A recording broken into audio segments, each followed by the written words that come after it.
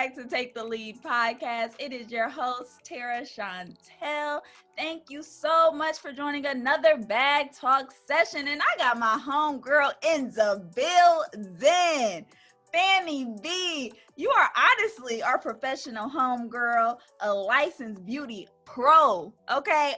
Pro, career and life coach.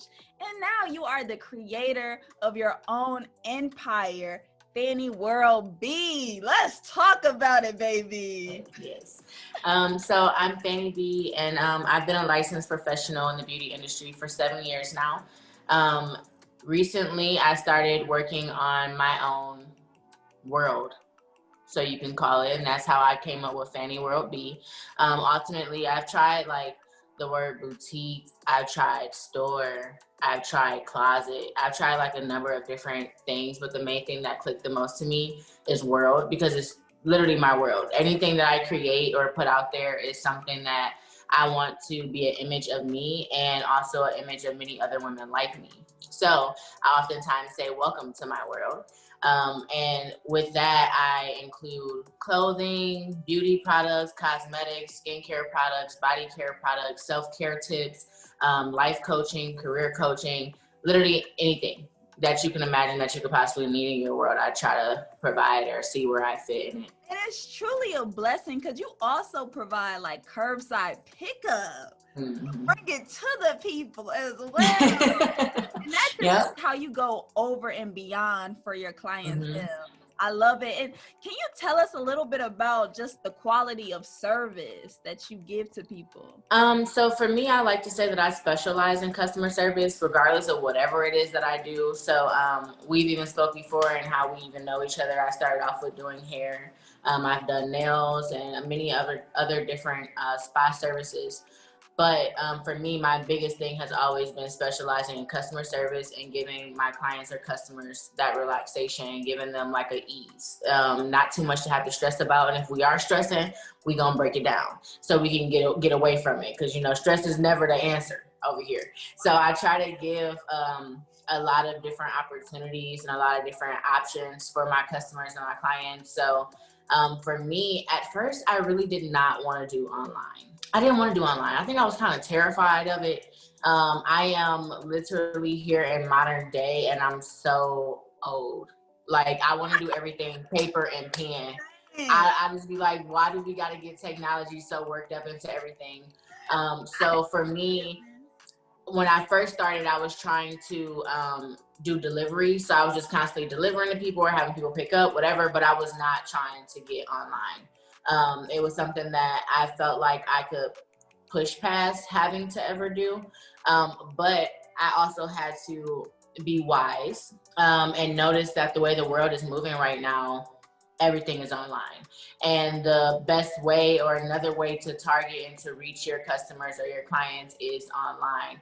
And my biggest thing right now has been the protection of myself and my family, as well as my customers and my clients. So I want to make sure that everyone feels safe or feel comfortable.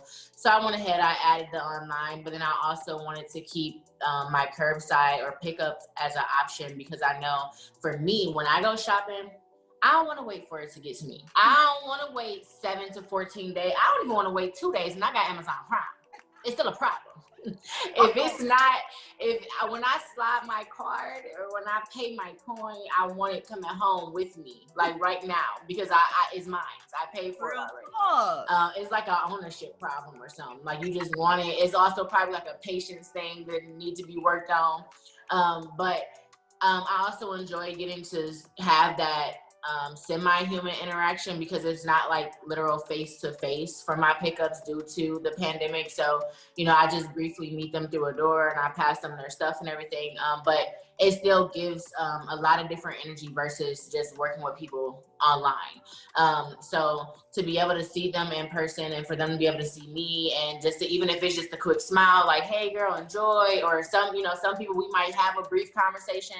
Some people, you know, got a couple questions about my product or something that they want to ask about. Some people, since they already there, they like, you got something else. So it's still a huge thing. I feel like a lot of businesses should consider having or should do. I mean, everyone is different, but I really do enjoy being able to give all opportunities that I can give to my customers and my clients that they are looking for. So I'm not missing anyone that truly do want to support me, and that's truly God sent. Wow. That is like truly meaningful to me, how you go over and beyond to come to your clients like that. That's truly stands out to me. And especially how you maneuver in the online space. And I love how you took it there. But also, I want us to talk about how consistent you are online. Your online presence is so consistent. You let people know what you're doing. You put yourself out there. How did you get over the fear of being able to put yourself out there constantly and not caring about how many times you post? This is your brand. I'm gonna do it. This is my business. It can be hard because in life, naturally, we already go through so many different transitions, and you're constantly changing, and you're constantly growing, and you're constantly going through hardships, and it's just a lot that's constantly happening. So it's hard because you don't know exactly what you want to put out there. You don't want to put the wrong things out there. You do want to stay consistent, but some days get a little harder. So you don't want to do anything. So for me, I had to give myself boundaries for one, and give my business boundaries. I had to be able to hold myself accountable, as well as staying focused and when I need me time, and when I need my spiritual time, when I need to go and pray, and when I need to really like revamp a lot of stuff mentally for myself. Because being online, it's some people who's online way more than I am, whether they're YouTubers or vloggers of any type, you know, they're constantly online and constantly on go. So I can only imagine, but being online in general, it can be a lot. So for me, when I noticed like a big thing that could hold me back possibly from being online as much as I needed to or wanted to see myself as, I basically went on like this kind of like cleaning spree for my social medias. But since I've had my accounts for so long, it was kind of hard for me to actually clean how I wanted to clean. I wanted to go on there and follow everybody, you know, being realistic. So I just went on there and I kind of just like, you know, muted a few things that I didn't need to see, or, you know, followed more accounts that helped me hold myself accountable. And I'm mostly on my Explorer page. Honestly, if I'm posting and if I'm on social media, I'm really honestly only looking at my Explorer page. My Explorer page is like, I try to tell my clients, it's literally like your vision board. You go on your Explorer page, it's hardly ever anything you're gonna see there that you don't want to see. Because what Instagram tries to do is they build accounts or on your Explorer page that it is that they see you view a lot, or that you're interested in, or it's like yours. So my Explorer page is filled with stuff that makes me happy, whether if it's just a cat running across the room, or if it's nail inspos, or if it's other beauty brands that's like mine, what have you. It gives me different networking opportunities possible. So I try to be very mindful of that so I can continue to want to drive as hard as I do. I would say I try to give myself at least 1 to 2 days out of the week where I am a little bit lax on social media, but then I for sure try to do like at least like once a month of a whole 24 to 48 hours where it's just none at all. So I try to be very, very realistic with it. And I even be real with my customers and my clients. Like, you know, hey, whenever I am about to go on a little hiatus and disappear, I put up a post letting them know, you know, y'all know what this is. BRB, I gotta go detox something out. Yeah. And then my biggest like encouragements and why and the continue to push me, I honestly can say, is my wife. Because you know, when somebody pushes you or sees that you can do something, or when you tell them what it is that you want to do, I know me, I hate when someone is constantly repeating themselves. So I don't want to keep coming to her repeating myself, like, I really want to do this. I don't see how I can't do this, or how she doing this and I can't do it, because it just don't make sense.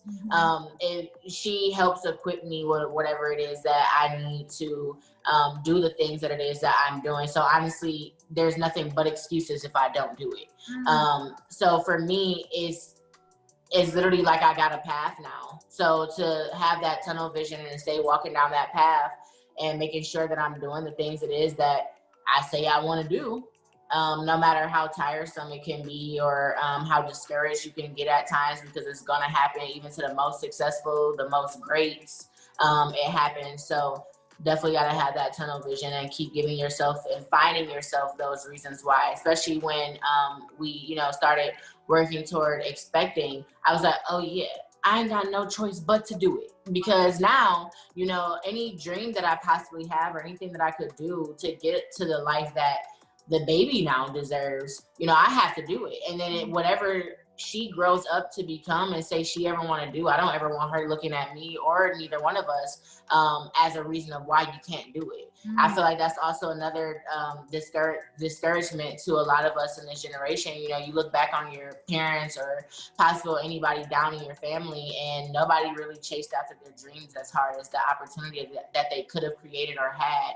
So for me, it's like, I got to change that. If I had to pick one generational curse to really crack in on, that for sure is one of them. Wow, that is so powerful. Sis, you are so wise, honestly, beyond your years, to be able to analyze just how the world is going and how the world is shifting, because we can be so emotionally involved, especially in social media. Like, we are millennials and we're growing up in it.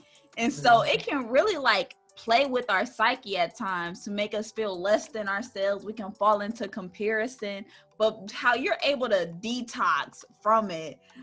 So when you are in your solitude, when you're channeling your own energy, how does that help you? It helps me a lot. And honestly, I don't try to force anything in that time. That's like the biggest key. I don't force anything.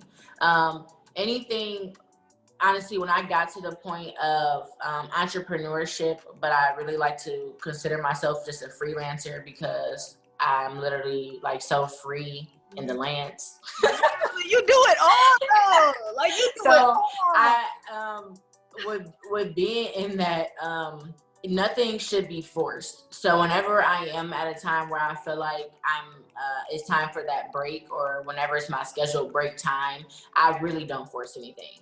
Like throughout my week, so when I am working, you know, nothing is necessarily forced because I'm doing things that I enjoy, but it's things that need to be done. So you're constantly like this. First versus for me in those times, I don't force anything. I literally just wake up and go at it however it needs to be done at. So if that means a day laying on the couch all day and watching, you know, now the latest thing is Girlfriends on Netflix, you know, sitting down in solitude and just, you know, studying stuff in my industry, but without having to have any other interactions. If that means painting, if that means going for a walk, if that means sleeping until I can't anymore, whatever my body tells me it is that I need in those times, I really try to just press forward with that and not force anything else, because I know I'm also the type of person where my brain don't stop.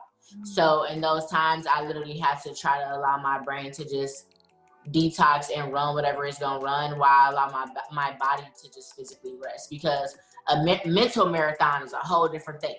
Yeah. It's a whole different thing. And to let my body rest while my mind run. Yeah. So then eventually they can kind of meet at the ends, and then I can come back and be all regrouped and refreshed. Hey, that's that mental power right there. And I think that's the Virgo in you, for real. Mm-hmm. Yep, that Virgo magic. I'm telling y'all are extremely intelligent, especially with the powers in the mind.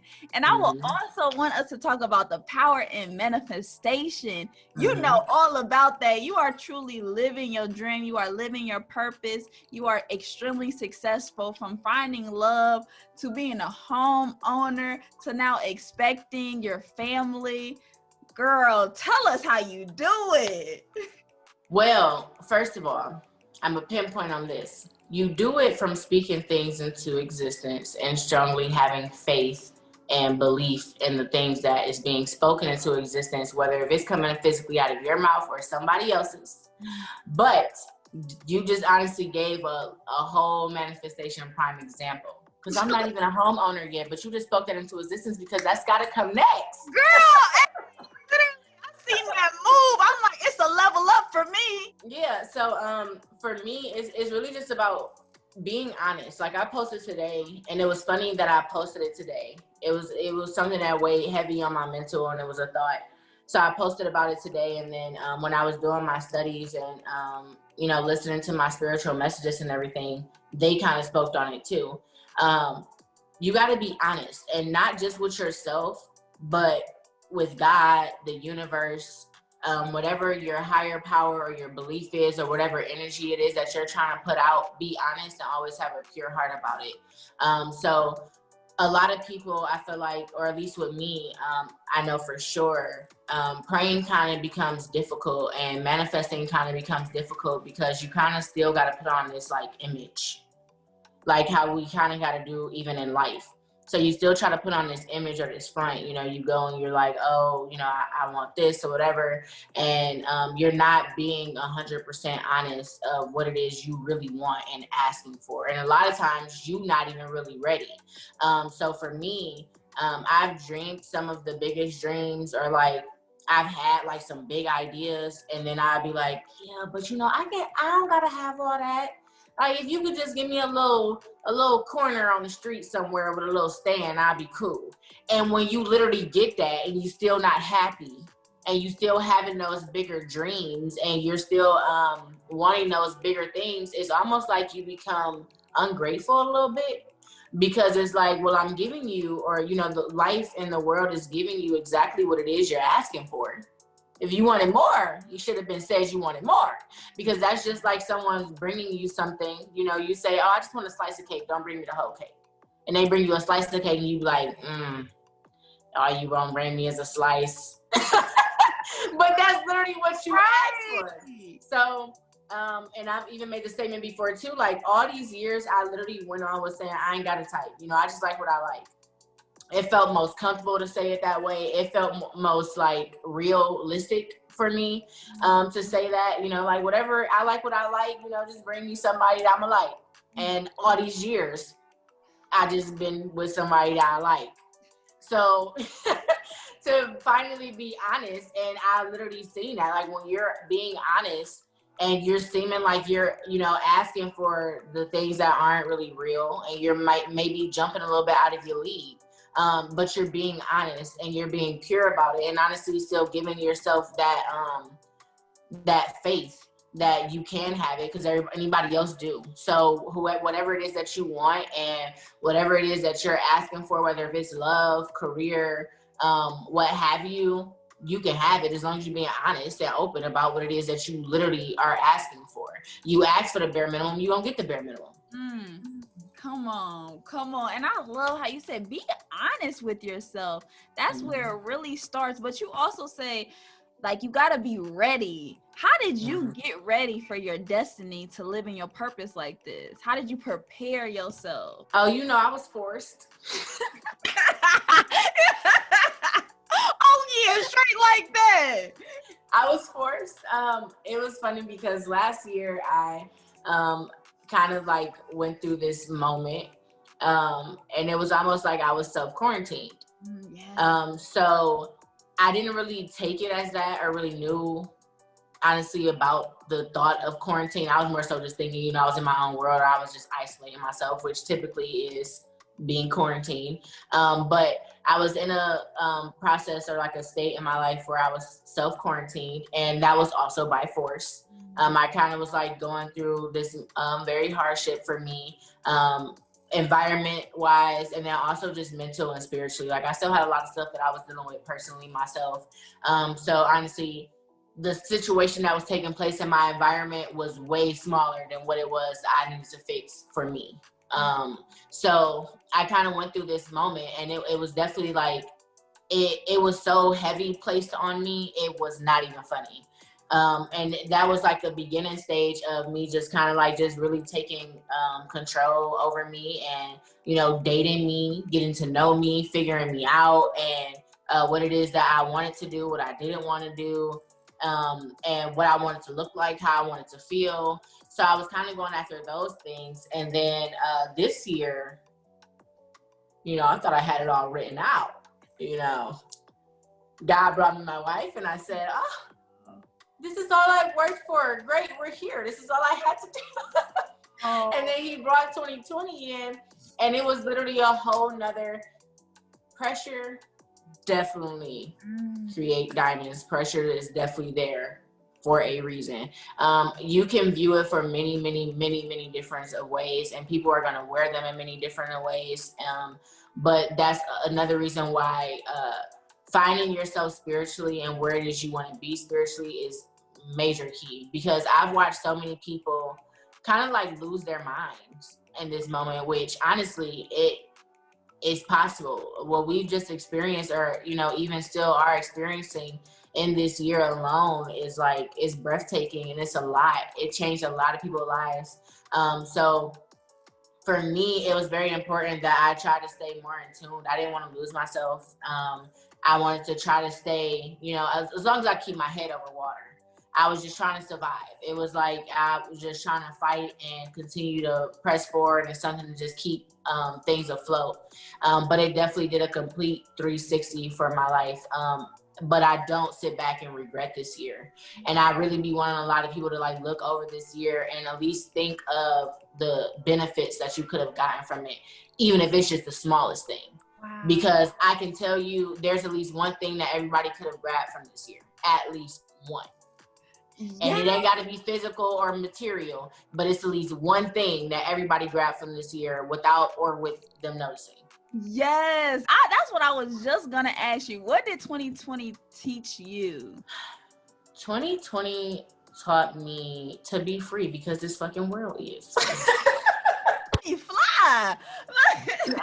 I really, it really taught me a number of things, because I've been in my industry for 7 years. I've been working in a salon, and had like a path in my salon as far as like my clientele and the money I was consuming for about 4.5 years. So to get told that I can't walk back into a salon right now, and then they had the nerve to do it on the weekend, I was like, oh yeah, the stress levels was at a different kind of high. Okay, it was like it was completely different, and it was literally taking my roadmap to a whole completely different way. But it also had taught me that I was so focused on trying to set plans and like set like this GPS for my life that I really can't do. And not because it's not possible, but just because everything is not always based on our time. So I really learned that being adaptable is key. One thing that I really love to take from my industry, despite anything else that could have possibly happened to me during it, is that it taught me survival.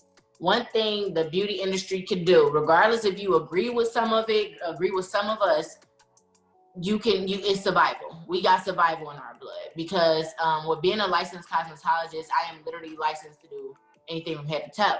You know, whether if I go get extra certifications or take continual education hours, whatever, I am still able to switch up if needing to switch up.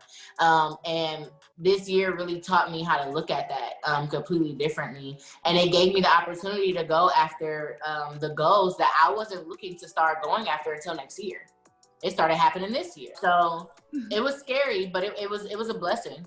Wow. But the way you handled it with so much grace and ease, and being able to admit like stepping into another lane is scary, but you took it there and you conquered the self-doubt is so incredible. That is just so incredible, especially the brand that you are creating, the brand that you are building. What tips can you give up and coming beauty industry people that are coming in the lane in the field that you honestly are an expert in my eyes? Please let us know your expertise, especially in how this world is transitioning. How should we move now if we want to still do hair and become in the beauty industry? It's simple, you know, just beat the system.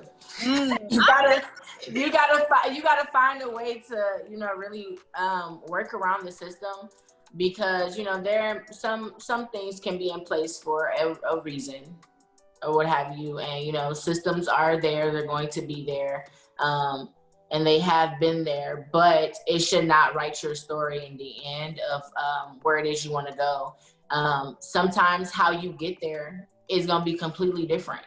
but never also let it change you. Always stay real about you, but be adaptable with the ways you got to get there.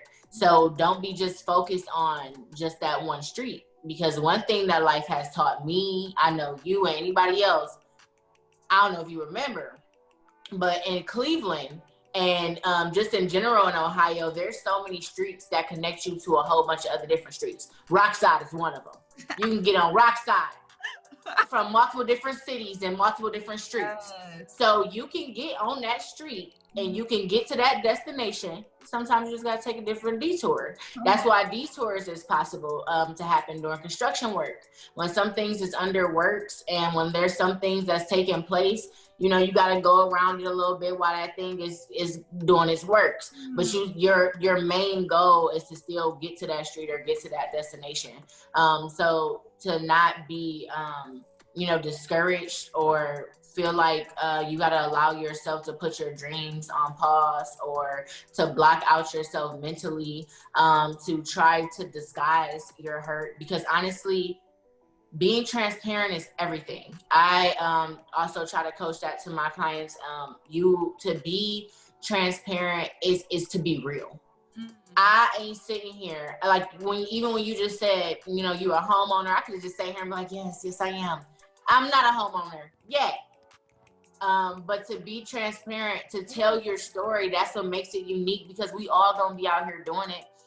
You know how many people doing nails? You know how many people are selling lip gloss? You know how many people are selling skincare? You know how many people is doing hair? You know how many people are selling clothes? You know how many people feel like, you know, well, when you got the education for somebody who didn't go to school for it yet, but they stepping in, like it's always somebody, it's always something. So to have your story in it is what makes it unique. To be you is what makes it unique, because that's where people also get lost in copying or, you know, getting lost in finding themselves because they've lost themselves and they're not putting themselves in it. You will remain unique and you will remain creative and you will remain driven when you are tied into yourself solely and when you are focused on who you are. My story is not going to be yours. The way I present myself is not going to be the way you present yourself. The way I speak on things or feel on things is not going to be the same as yours. But that's what makes us different. I have always been very, very open, whether it's religion, music, sexuality, anything. I've always been very open because you may feel something that I might be feeling. I thought of it and seen it differently or dealt with it differently, but you dealt with it that way. And I think it's amazing however you figured it out, as long as it's being figured out. So to have that tunnel vision and to keep going and to remain on that road and to make sure you get to that destination is always key. Come on, Bag Talk. You just dropped a mega. Okay, mic drop, because from being transparent and being able to be adaptable is so key. And then the lane that you are in and you observe that people can be doing the same thing, but you got tunnel vision, focus, and you're able to maneuver when detours do happen, which it will, but you still gonna get to your final destination. And I love how you said, like, be you. And what really stands out to me right now is this beautiful head of yours, sis. How you had the power to shave it off. Please let us know how you stepped into that liberating feeling like that. Because you know our hair, we attach to our hair, sis, as a Black woman. We attach to it. We want the lace fronts. We want the weave. We can't get that comfortable like you are right now. Please tell us how you got that. Well, honestly, that's how I even did it, because it honestly started very young, which is surprising. But very young, I used to always ask my mom, you know, could I either cut my hair off or can I get locks? It was either one or the two for me. I don't want to sit here and begin pressing curls every 2 weeks. I don't want bobos. I don't want my edges sleeked all the way back.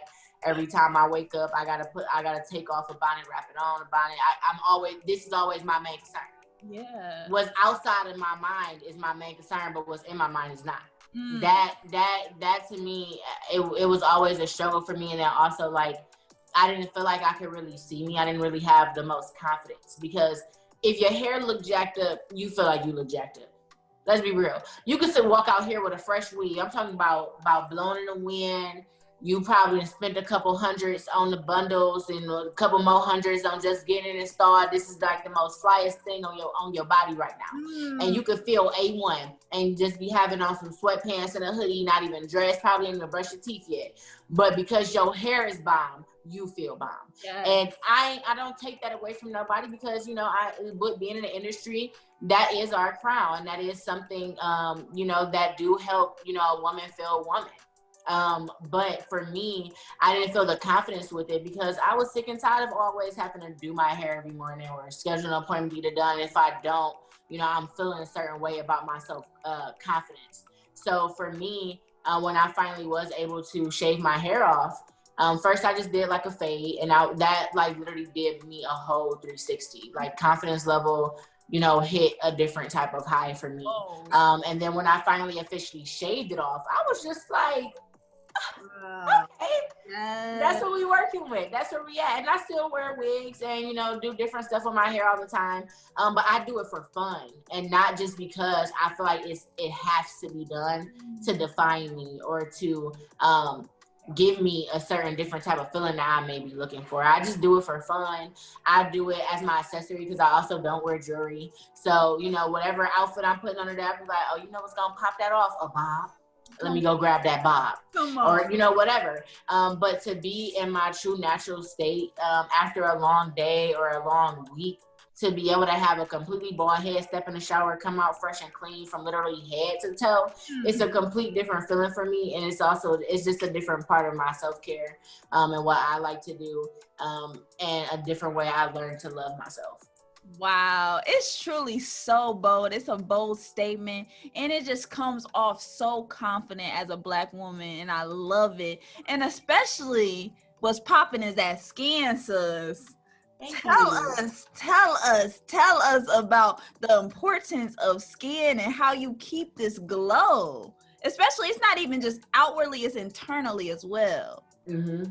Well, so firstly, I mean, I get bullied by my wife often because I take like 30 years to get in the shower, and 30 years when I finally do actually make it to the shower. It's all about preparation. Yes, mentally. I take my showers so seriously. It's kind of like, it's probably a little sick, but it's in the detail, you know? So before I get in the shower, I like to focus on, you know, my outer appearance as far as like my face and everything. So whether if I'm about to, you know, give a fresh shave for my head, if I'm about to do my eyebrows a little bit, if I'm about to sit here and go through a full skincare routine. Because let's face it, when you get in the shower and you wash your face and stuff, that's great, as long as you're cleaning your face. But, you know, you kind of just in the shower and you're trying to hurry up and get it done, Me, no. I like to turn on my steamer, and I like to stand there, do a couple rounds of cleansings, and I like to actually let my pores open up. And I basically I like to give it time, because I don't want to be the person that got to sit there and complain about something that can be fixed. So I sit there and I try to give it time. And then when I get in the shower, I like to actually stand in the water for a little bit, actually get my skin ready to accept some soap. Then I go in with my natural soaps, and then I go in with my brush, and I'm cleaning my nails, I'm cleaning around my toes and my feet, and that is detail. Drinking a lot of water, trying to eat as healthy as I can and be as healthy as I can, and you know, mental health, trying to focus on just all that stuff, and at least trying to do the parts that I can do right now. You look so good. And I love that health is wealth for you, and you live such a healthy lifestyle. Any tips and tricks that you can give someone that is trying to transition to a healthy lifestyle like you're living, like to a T, sis? For me, just like any other thing, honestly, it's your reasoning of why. Why do you want to do it? Find that first. When you can figure out why it is that you want to do it, you know, that can be a start. And then going in with fixing yourself mentally first, working out your mental first. I always say work out your mental, then everything else will follow. I was on a weight loss journey a year or two ago. And when I started the journey, I was just on I just want to look a little good in my outfits. So, you know, I was cheating the system. You know, during the week, I eat a little clean if I felt like it. And then, you know, the rest of the weekend, you know, I'm back at it. And then, you know, I was doing a couple crunches on the floor, not really trying to do too much. But, you know, just trying to keep it sucked in, keep it maintained. But once, like I said, last year when I went through my self-quarantine and I was really working on myself mentally, I literally got up to, it was my final weigh-in that I had set for myself when I first started, you know, my weight loss journey. And I surpassed my weight loss goal. I didn't even get the number that I was so fixed on seeing all of that time for all of the wrong reasons, honestly. I didn't even get to see because I passed it. I was way below it, and I wasn't pressed for it. It just happened naturally. I was so focused on making myself happy and trying to define happiness for me that by the time I blinked and looked up, I was way past happiness. I was ecstatic. Wow, that is truly a blessing. That is truly a blessing. And the way that you isolated yourself for a season and the essence of your singleness and stepping into your truest form of power is remarkable, sis. I feel like we all should have this season, and a lot of people needed this quarantine. A lot of people needed it. Okay, a lot. I mean, honestly, I even needed it. I had to regroup because all the work I had did in my self quarantine, you know, I didn't lose, but it took some stuff went on the back burner a little bit as the year had transpired and went on. So to like I said, the stuff that I'm doing right now, I wasn't even possibly thinking about doing until next year, and maybe another year after that. I probably honestly wouldn't have been doing it no time soon, because I was kind of getting stuck in that, you know, well, this is my job, this is what I do, this is what I've been doing, I got to keep doing this because this is what I know. I was comfortable. So to have this quarantine, you know, that's why I said you can look at it in many different ways and the different purposes it could have had for so many different people in their lives. But I definitely feel like it written me a purpose. It written me a purpose, and it helped apply pressure to me where I needed it. Come on, pressure. It turned you into a diamond. It turned you into a diamond shining bright. You also mentioned generational curse. You know, I feel like we have to break that, especially in the Black community. And I love how you mentioned that. Can you tell us, how do you heal? The healing process, what does that entails? Really diving deep into yourself, forgiving people, those who never even apologize to you, especially generational, when this has nothing to do with you, but we are cursed, honestly. But how should the Black community heal from this? Honesty. It's a lot of blockage. You know, like for me, I feel like I took my first step of healing when I basically like confronted a situation or confronted a moment that I blocked myself out of a lot. So to finally be able to come face to face with it and give myself that raw honesty of everything, it honestly opened up a lot of different doors and a lot of different opportunities for me to heal a lot of different things. And it's always going to be a process. We done been here for how long? Even people who, you know, are in their 20s, teenagers, kids even nowadays, you got some years on it, it's some years on it. We done been here. So it's some trauma, and it's definitely a lot of things that everyone has had to experience through their life, regardless of how different it is from the next person's. Everyone has went through their things, and it's a lot of stuff that we didn't get to pinpoint. We don't look at the little things as stuff that could have possibly caused us trauma or possibly made us into the ways that we now wish could be fixed on us or for us. So it's very important to be honest and kind of dissect all of those years that you went through and kind of look back on certain things, and honestly even holding yourself accountable for some of those situations, because it ain't always the other person, it ain't always somebody who came into your life or a situation that took place in your life. Sometimes it can be you, and being able to hold yourself accountable for the flaws that you have, or, you know, the hurt you could have caused on yourself. Because a lot of people, you know, we can now look at the hurt we caused on other people. Now that's almost just like whatever, and sometimes it's even viewed as like, you know, he said, or he blaming and pointing fingers. He said, she said, well, you did this, and so then it made me do this. But you owning up to it, but it's because you made me do this. So to be able to hold yourself accountable for the hurt on you is completely different. To hold yourself responsible for the pains and the traumas that you possibly now carry is completely different. So to have honesty with yourself is key. Wow, especially trying to deal with trauma.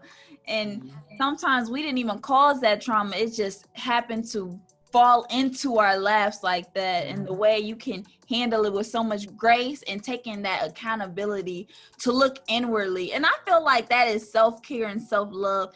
And you, Oh, absolutely. yes. And Absolutely. you at Fanni B World normalizes and makes it a priority. What does self-care look like for you and self-love? Self-care and self-love looks like a peace of mind.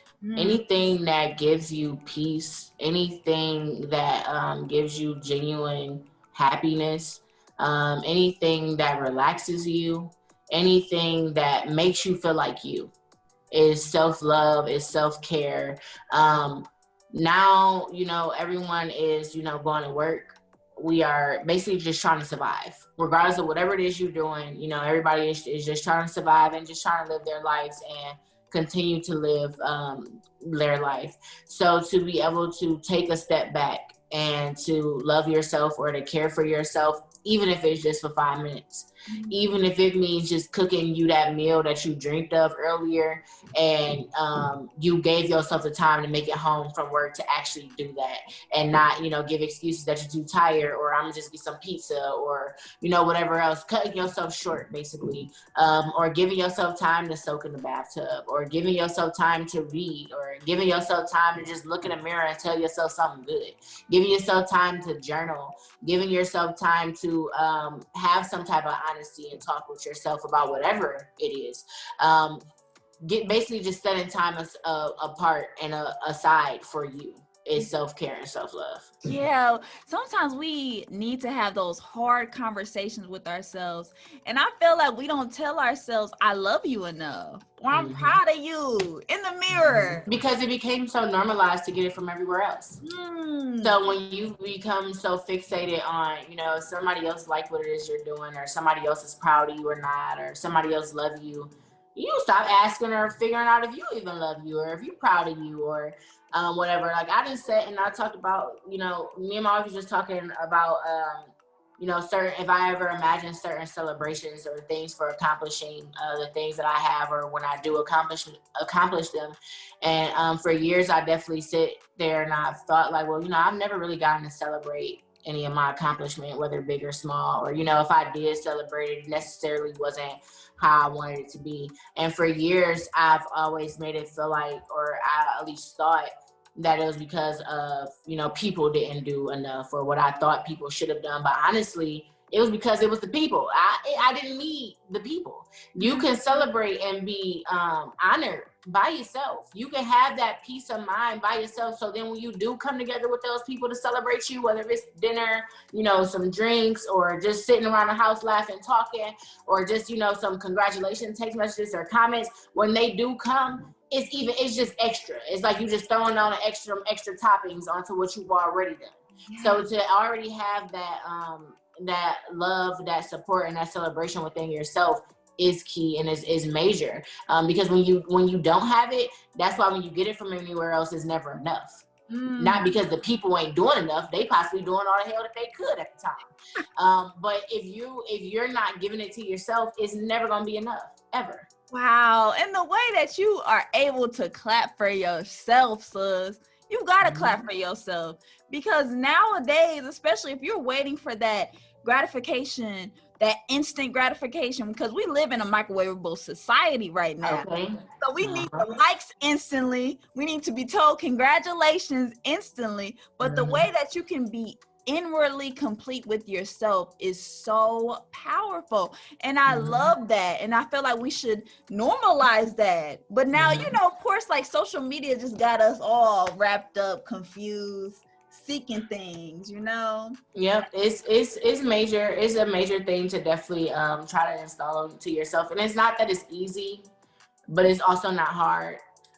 It, like I said, it's a process and it takes time. And just like you just made the statement that we live in a microwavable society right now, that's also why it fails so much, because everyone expects and have this expectation that, oh, if I say today is, I'm changing my life today, that means by tomorrow, everything should be changed. No, it's a process, and it's basically testing you to, show and see the things that it is that you need to change. And it's a good honor in the end once you actually start, seeing some good things come from it and actually reaping from it as well. Yeah, you can't just do it for the gram. You can't just do it for online and what everybody else is doing it for you. And I love how you touched on, you know your why. You're so tapped into your why. I would love for you to tell us more about what is your why. My why for me is the people I love. Ultimately, I never want to, like I said, I hate repeating myself, or I hate constantly doing things that I feel like I dislike in other people, or that I dislike when I see it. So for me to have the strive to keep going and to keep pushing is very huge, because I don't want to let the people I love down, because I do feel like, if I ain't the one that can carry it all the way through, I'm part of, the line of something that can help break some things and make some things change for my family and my loved ones. So for me, that is my why, because I would hate to leave here and ain't make no attempts, and basically continue on the cycles that already been happening that I know I disagree with. So to make sure I be able to place that difference is very huge. You out here being the solution, okay? Saving lives on a daily basis, healing us. And I love that you are a wife and you truly attracted your true love to you. You found your soulmate. Please give us some tips. I would love for you to tell us your love story and how did you attract the love of your life? Like I said before, I was always saying, I like what I like, and, whatever. Basically, like, I get what I can take. Basically feeding myself a very, very, very short end of the stick, or looking for people for all of the wrong reasons and looking at them for all of the wrong reasons. So I had to be real with what it is I was looking for, physically, emotionally, and everything else. And also, when asking for those things, preparing myself to be ready to meet them halfway, or be able to give it back, and to be able to have that understanding or be a reflection of it in myself to be able to attract those things. So you can't say you want to be a wife, but you out here in the streets. It don't even, because that, and I ain't gonna knock it. You could become a wife being out here in the streets, if that's the type of marriage that you're looking for. But when I got down and I was sitting there being real about what I was looking for, it wasn't in the streets, and it's not the reflection I wanted to give, because how I wanted to be treated, I wanted that to be shown, that I treat myself that way. That's why I said dating myself. I was taking myself to the movies. I was taking myself shopping. I was doing anything that I could have manifested someone else doing for me or with me. Because you don't want to be that person that show up and you asking for somebody to give you all this stuff that you couldn't even afford or want to give yourself. It don't add up that way. It don't work that way. You can try it, but it ain't gonna always give you the good ending to it. So I really just had to be real. And to some people, their realness sounds a little shallow, or sound like, you being a little hard, and that maybe that don't exist. But no, if that's what you want, it's out there somewhere, somehow. It's gonna come. It's out there. Because literally, I was telling like that when we re-met that day, I was really just sitting there like, dang, because you really sit there and you wonder at times like, okay, God, but like, how am I supposed to know that this is it? Like, I know I'm sitting here and I'm asking you for these things, but like, I feel like I've seen it a few times before. So how am I supposed to know when I see it this time that this is really it? But literally, it was like, yeah, no, this is it.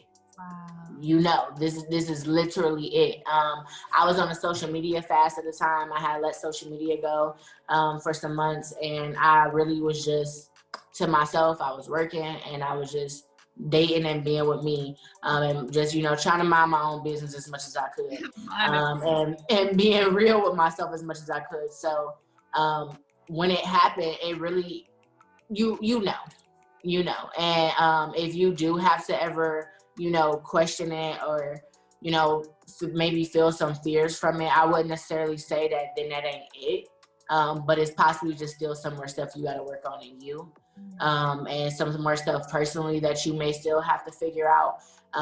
For me, I always tell people that I knew it was it because it was easy. And I don't mean that it's easy like, you know, we don't have no hard times, or, you know, it ain't never no down days.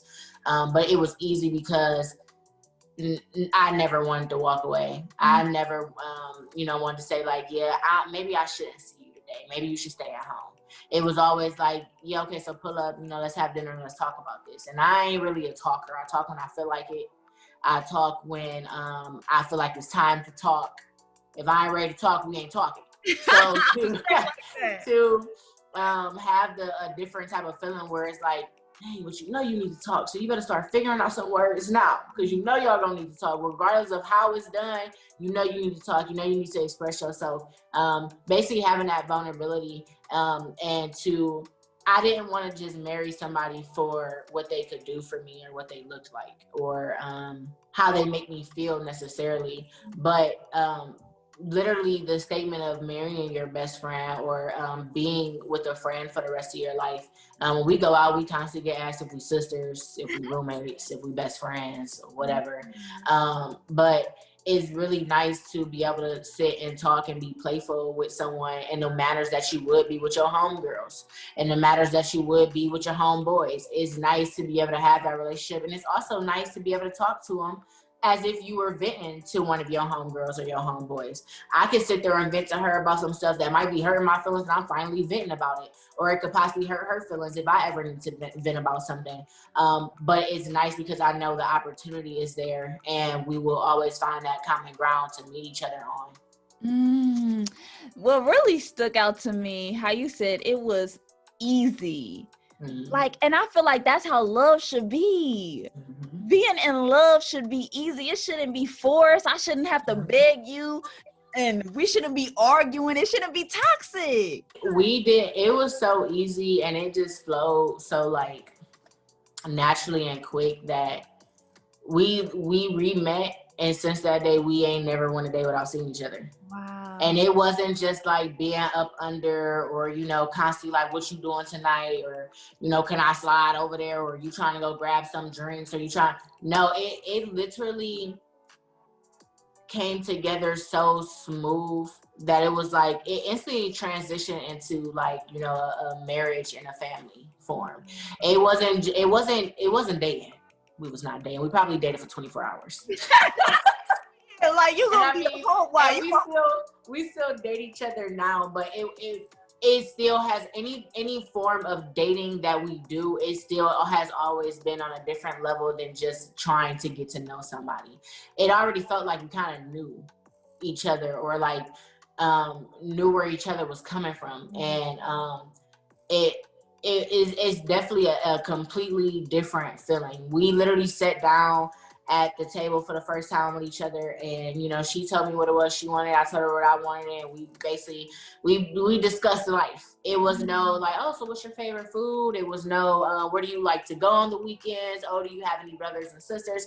Those questions, you know, they dibbled and dabbled, you know, later on, but literally we sat down at the table like, okay, so, you know, what do you do? What's your career goals? Where are you looking to go from here? Do you want to be a homeowner? Do you want to stay in the U.S.? Do you want to stay in Cleveland? Do you want to, you know, have kids? Do you not want to have kids? Do you want to have any pets? How big of a house do you want? Like, we literally sat down and discuss goals, and we have always discussed goals and still do till this day. And I feel like that's always key, because life do change and switch up. You know, some things could definitely you know, make a different turn, but to always have that communication, so you can always know where each other's mental space is at and where we're headed at next, where we can both start working towards, is super key. Wow. And being able to be that transparent with each other. And I love how you guys still date each other being married, because I feel like that's where relationships go wrong. We get comfortable with each other and we forget how we got them. Let's continue to like their pictures, show love. I'm like, I don't understand when you're in a relationship with someone, how the person that I'm in a relationship with don't even show love to me. Like my pictures, just little things like that. Allow, I try not to change her world and vice versa any more than what we already do.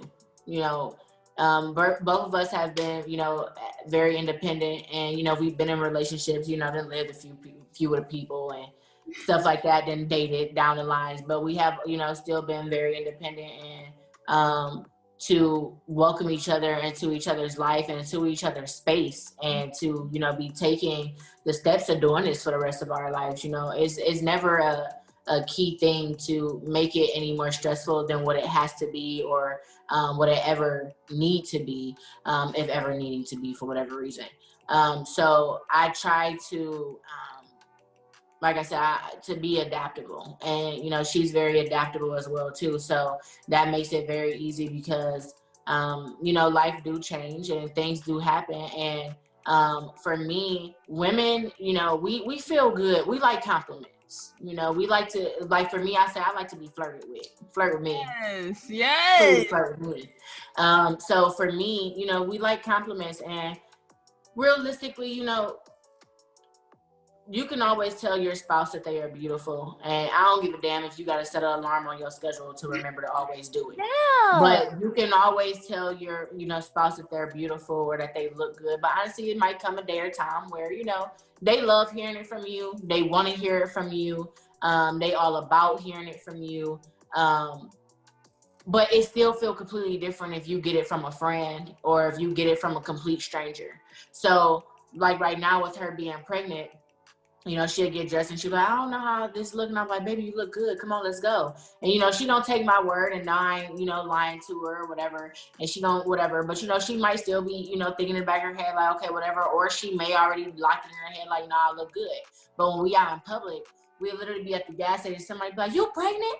Oh, you look good. And I be sitting there like, thank God somebody else is telling her, because shit, I've been telling her all morning. And it feels good to see other people seeing it as well, and then for her to also get that acknowledgement, and I'll be happy and glad in it. I don't find no disrespect from it. I ain't the beefy type, oh, you looking at my, no. It just feels good to be acknowledged, especially in a phase like now. Pregnancy, or like even with me when I experience weight gain, those is times where, your hormones and your feelings and your vibes is up and down.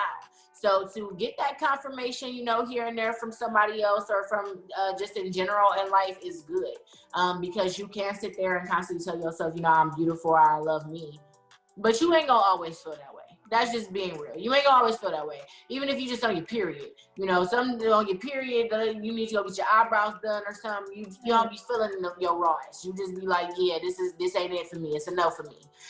So to hear it from somebody else, even if it is your partner, but to hear it from your partner or a friend or whomever, that you look good in the days or the moments that you feel your worst, you got to be able to give your partner confidence or make them feel good in the best ways that you can. Life happens and whatever, but definitely as simple as, you can't like my pictures, or, you can't just send me a little winky face in the text. It just be like, bro. Right. Don't get comfortable now. Don't get comfortable. Come on. Because when you met me, that was all we was doing. All over. Now what's happening? What's going on? I mean, honestly, sometimes, it also get a little laxed on our end.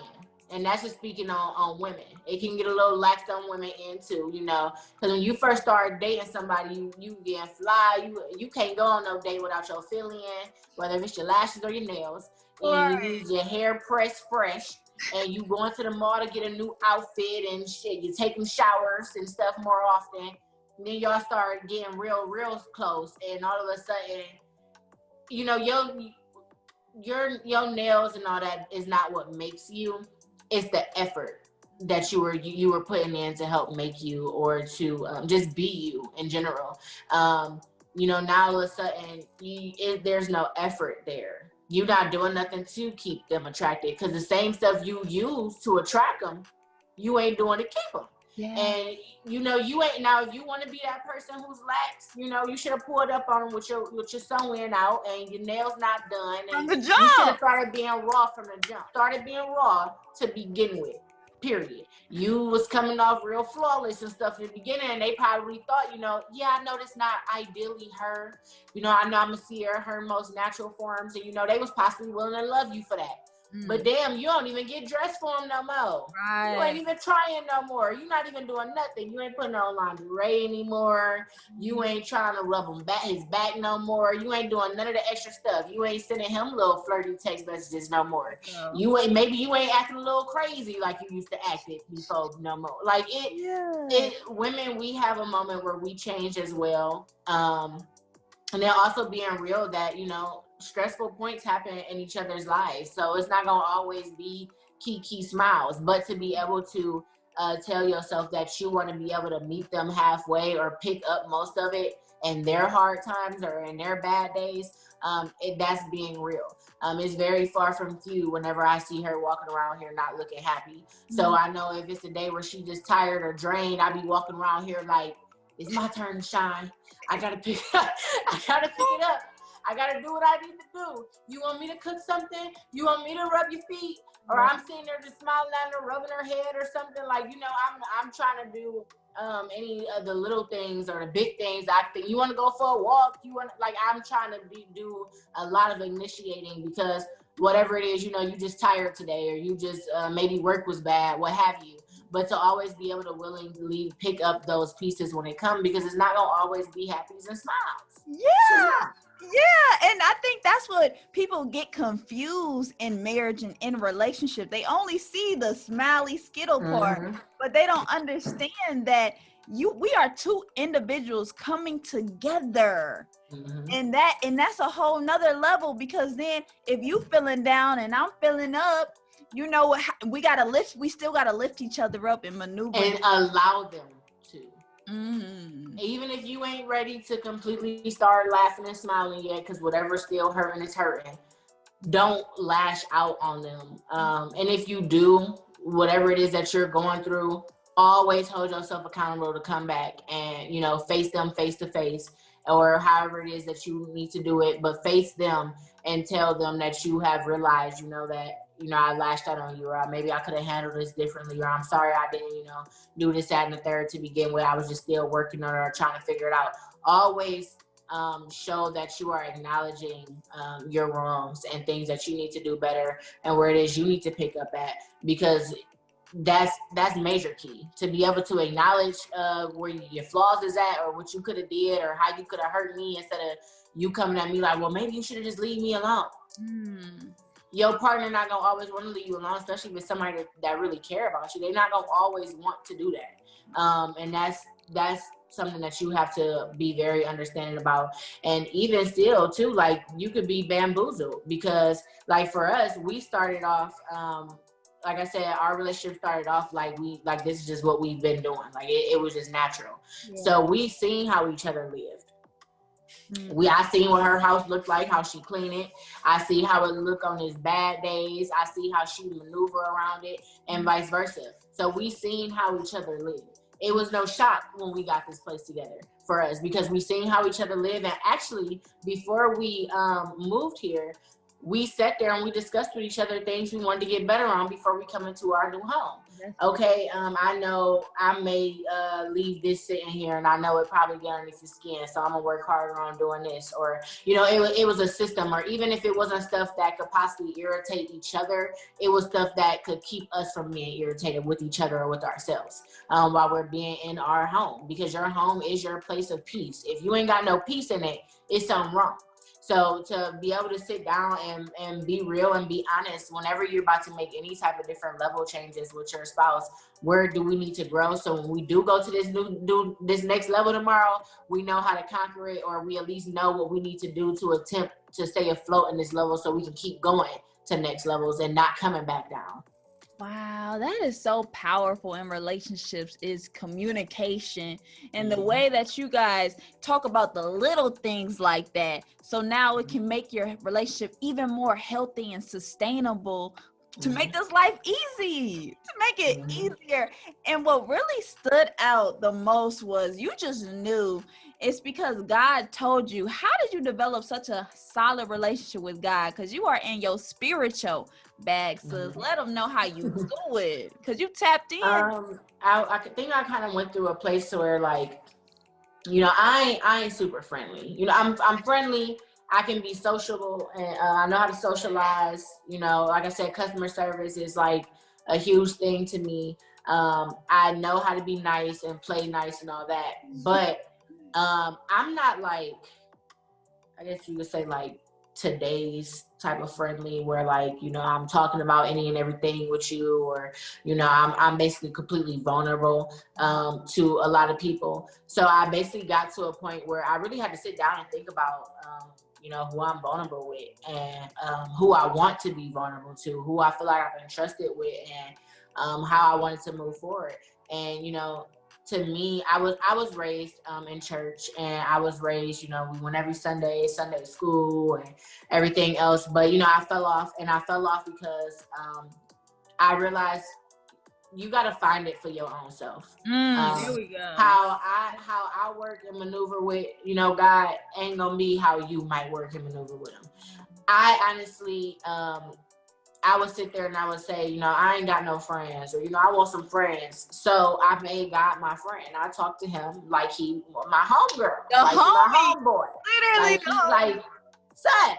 You know, like, I might be praying and I might cuss a little bit, because that's how serious and stern I am on what's going on in my life, God. And I know you see it. Like, I feel like the realness and the genuineness that I give to him, he gives back. And it leads to certain situations that happen in life where you have no other reason but to feel, you know, that was nobody but God answering a prayer, or nobody but God listening in on something, or, you know, moving around a situation in the way that situation is played out. So for me, I had to give realness. I had to give friendship. I had to give, you know, my genuineness and my honesty, and, you know, welcome him in, and actually really want to do it. It was literally like really wanting to date somebody, or really wanting a relationship with somebody. I really wanted it, and this is what I was really putting forth with myself to do. And it's not, you know, since I really wanted it, I did a complete 360 and I started acting brand new. No, I came and still come how I am. And, you know, if you created me, you already know how I am. You want to be my friend, or you've been kicking it by my side all these years. What do I need to switch it up for? The only thing I need to bring to you is me, and how I grow from there is how I go from there. And that's just how I've literally just been doing it. I just literally just been staying real as I am with him, honestly, because he's in the universe. You already see it. So it ain't nothing to come too fronting about. So it is what it is. That's literally how I looked at it. Oh, come on. And that's so powerful and so true and so transparent, how you're able to talk to God like God is the homie for real. And you like, God, you see what's going on. I don't gotta say much, honestly. Like, I know you see this. Now, what do you think I should do? I pray. I don't pray like, you know, it's nothing against it. But honestly, I feel like with being, you know, in the modern and millennials, and being in a modern day world today, you know, things are different. So, you know, I don't get down all the time on my knees, you know, Heavenly Father, or, you know, anything like that. I literally talk and pray like I'm talking on the phone. Yes, that's and that's like I'm shooting him a text. Literally. Like we talking. Like, this is it to me, it don't get no realer than that. It's not you know, I literally just put his name on it, and I just talk like we on the phone. Wow. I talk however it is I'm feeling, or whatever it is I'm looking for. Also, too, I don't only you know, talk to him when I'm asking him to drop a meal in my bank account by morning. Come on. But to, you know, just check in, like, or if I'm on a freeway and I see somebody, you know, just flew past me or something, I'd be like, guy, I know you just seen that, and I'm sorry that your people is down here like this. How is your day going? Because I know he ain't the only one out here driving, and now you got to go protect his silly behind because he doing 90 on the fucking 50. Right. He gonna get a spanking eventually. Trust me. That's how it has to be. Yep. So I try to be, very pure. I feel like friendships that I experienced over the years, some, I have given my best self, and some I have not. And to honestly, if ever being that person who feel like you lack friendship or lack the understanding of friendship, or your friends understanding you, I feel like this was also very therapeutic for me to learn a relationship with a friend and learn how it's supposed to go and learn where it should be and how it should be. So any other friendships or any friendships continuing on or that I ever come across again or new, I actually know how to be the best version of me in a friendship. Wow, the relationship is so pure, so genuine, and I love it. And I just appreciate you, Fanni. You are so motivational, incredible, inspiring, a hustler, a creator of your own reality. It's just incredible how successful you are and what else is out there. It's truly only the beginning. How can we keep up with you, sis, and stay connected? So my Instagram is FanniB_ on Instagram. So it's FANNIBEE. I'm literally all over Instagram. That's like my main thing right now. Like I said, I also do life coaching and career coaching, so you can find that on there as well. My number's on there, my email's on there. I'm very transparent on how to contact me, and I try to do my best on contacting people back as well. And yeah, I'm usually all over when I am out, so I'm pretty sure people can always run into me too. Wow. And what's your website so we can shop with you, sis? So it's fannyworldb.bigcartel.com. Come on, we're gonna shop. I appreciate you for taking time for us on your lovely day. I just appreciate your spirit. I appreciate your wisdom and the bag that you dropped on us. And before you tap out, can you please tell us how we can tap into gratitude? So I tapped into gratitude it was a fast that I did. And I literally did it because I wanted to let go of any possible greed. Greed can be in just eating. When you eat some food and you overeat and you already was full, but it's so good, so you keep eating it. That's also how you feed greed.